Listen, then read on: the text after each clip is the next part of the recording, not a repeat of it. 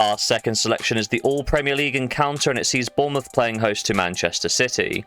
Bournemouth, they hosted Wolves in the previous round, with Evanilson putting the Cherries ahead after half an hour, before Cunha levelled the scores up in the second half on the hour mark.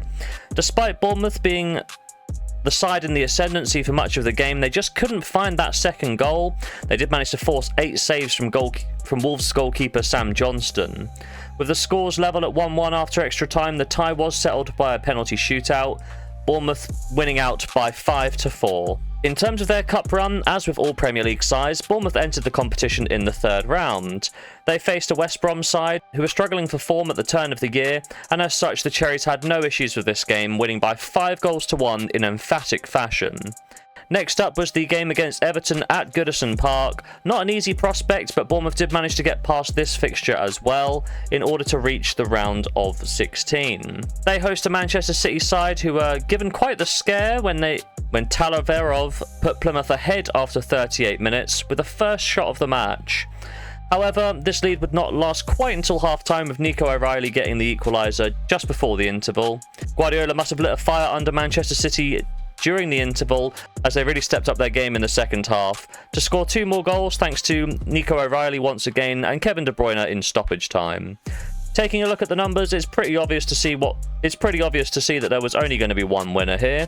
Manchester City had almost 3/4 of the possession, and they outshot Plymouth by 29-1 and created 10 big chances in the game. This result continued a unbelievably easy route to the quarter-final for Manchester City. They entered the competition in the third round as they were drawn against League 2 Salford. They won 8-0 thanks to Doku and Grealish's brace and McAtee's hat-trick as well to get their campaign off to the perfect start.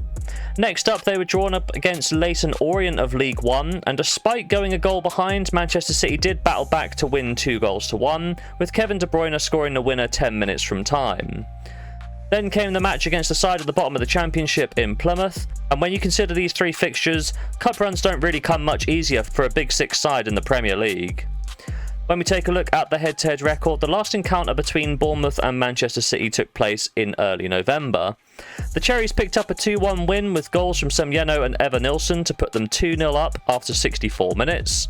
Vardiol pegged one back for the Citizens in the 82nd minute, but they couldn't push on to find a second to secure a point in this match. That particular result broke a 15-game winning streak for Manchester City over Bournemouth, dating all the way back to October of 2015.